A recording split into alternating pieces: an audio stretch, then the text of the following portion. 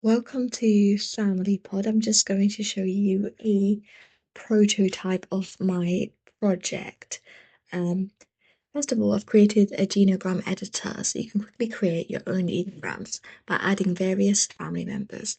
You can add an unknown gender and you can also double click to add a name. You can click on a person to declare whether deceased. You can add a pregnancy, mark where the relationship has been separated. For the purpose of demonstration, I will quickly refer you to my genogram that I've already created. This is John Doe, who is in a relationship with Mary Lou, and this is their unborn baby.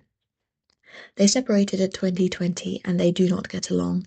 Mary Lou had a baby, Jim, who is now deceased, and Belle, who's 2. This is a very quick test. This is a report generator.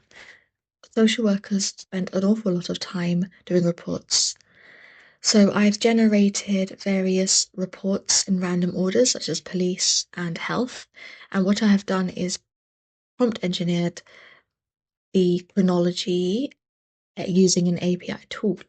And what I'm going to do is generate this chronology. We just need to give it a few ticks because it will take some time for the API to be called.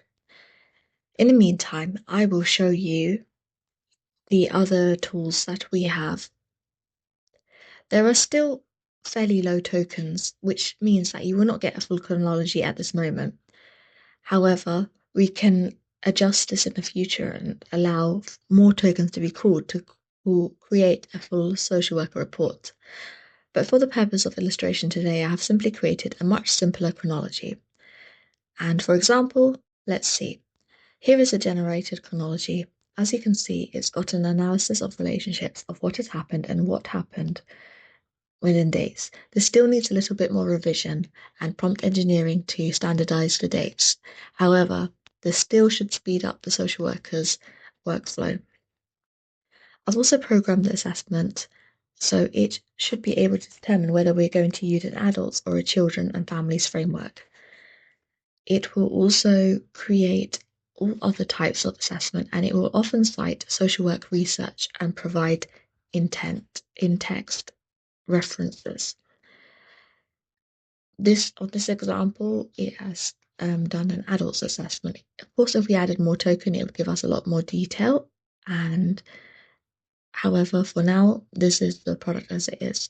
I'm really glad how this has turned out, and with further development, this become a UX friendly and much more elaborate tool. But for now, this is the minimum viable product and prototype. This is FamilyPod.